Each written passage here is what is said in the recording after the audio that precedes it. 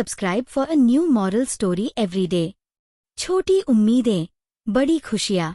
एक छोटे से कस्बे में, जहाँ धूल भरी सड़कें और खिलते गुलमोहर के पेड़ थे, 10 साल का एक लड़का शुभ अपने पिता, माँ और छोटी बहन मीरा के साथ रहता था।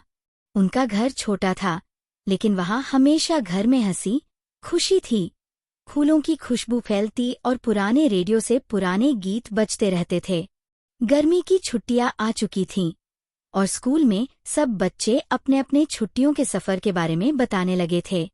मैं हिमाचल गया था, पहाड़ों की सैर की। ऋषि चिल्लाया। हमारा होटल छत पर स्विमिंग पूल वाला था, आरव ने बताया।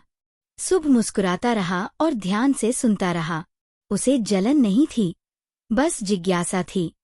उसने कभी समुद्र नहीं देखा था, न ही कभी होटल में रुका था। उसके परिवार के पास इतने पैसे नहीं थे, लेकिन घर में प्यार था, गरम खाना था और घर में हंसी, खुशी थी। वह इसके लिए शुक्रगुजार था। फिर भी इस गर्मी वह कुछ अलग करना चाहता था। एक रात, जब सब रसोई में हल्की बिजली की रोशनी में दाल चावल खा रहे थे, शुभ ने कहा, माँ, क्या मैं अपनी छुट्टियां किसी की मदद करने में बिताऊं? माँ ने आश्चर्य से देखा। किसकी मदद, बेटे? जो बच्चे रेलवे स्टेशन के पास रहते हैं, उनके पास जूते नहीं, स्कूल बैग भी नहीं। मैं उनके लिए पैसे जमा करूं। मैं क्राफ्ट बनाऊं, पेंटिंग करूं और चाचा शर्मा की बगिया में काम करूं। पिता मुस्कुराए, आंखों में गर्व था। कोई नाम रखो इस काम का, तब ये सच होगा। शुभ खुश होकर बोला, summer holiday camp for cause. अगले दिन उसने पार्क के पास एक पोस्टर बनाया, क्राफ्ट्स फॉर कॉज। मेरी मदद करो, मैं दूसरों की मदद करूं। हर दिन शुभ काम करता, बुकमार्क बनाता, ग्रीटिंग कार्ड पेंट करता और सोसाइटी के आंटी चाची को बेचता। वह पौधों में पानी देता, साइकिल धोता और शाम को बच्चों को कहानियां सुनाता। धूप में उसका रंग गहरा होता गया, लेकिन हर रुपया उसके बचत के जार में एक जीत था। रात को मीरा उसकी गिनती में मदद करती और माँ पड़ोसियों के कपड़े सिलती। आज 140 रुपए हुए, मीरा खुशी से चिल्लाई। धीरे धीरे लोग शुभ की मदद करने लगे। एक रिटायर्ड टीचर ने उसे पेंटिंग के पुराने रंग दे दिए। एक बेकरी वाले ने पुराने पेस्ट्री दिए। यहाँ तक कि गुस्से वाले गार्ड ने कार्डबोर्ड दिए। 4 हफ्ते बाद शुभ ने एक छोटा कैंप आयोजित किया।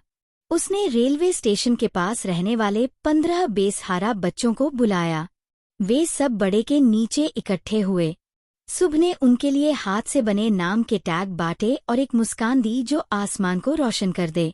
उसने उन्हें कागज के पंछी बनाना सिखाया, उंगलियों से पेड़ बनाना और स्टिक पपेट से कहानी सुनानी। उसने खाली टिन से ड्रम बनाकर गीत गाए और मीरा तालियां बजाती रही। उसके माता पिता बच्चों को बिस्किट और नींबू पानी देते रहे। अंतिम दिन हर बच्चा अपने किसी खास के लिए कार्ड बनाकर लाया। एक बच्चे ने शुभ को कार्ड दिया, जिस पर लिखा था, तुमने मुझे एक लड़का महसूस कराया, भिखारी नहीं। शुभ ने चुपचाप आंसू पोंछे। स्कूल में जब दोस्त रोलर कोस्टर और 5 सितारा होटल की तस्वीरें दिखा रहे थे, शुभ चुप रहा। लेकिन जब टीचर को कैंप के बारे में पता चला, उन्होंने शुभ को सभा में बोलने को कहा। नर्वस होकर शुभ माइक पर खड़ा हुआ, अपनी सबसे अच्छी कमीज पहने। मैं छुट्टियों में कहीं नहीं गया, उसने कहा, पर मैंने एक सफर किया। मैंने जाना कि दूसरों की मदद करने से दिल खुश होता है। अमीर बनने के लिए पैसे नहीं चाहिए, बस चाहत चाहिए। सब चुप रहे, फिर जोरदार तालियां बजने लगीं। उस दिन शुभ सिर्फ एक अलग लड़का नहीं रहा, वह सभी के लिए प्रेरणा बन गया।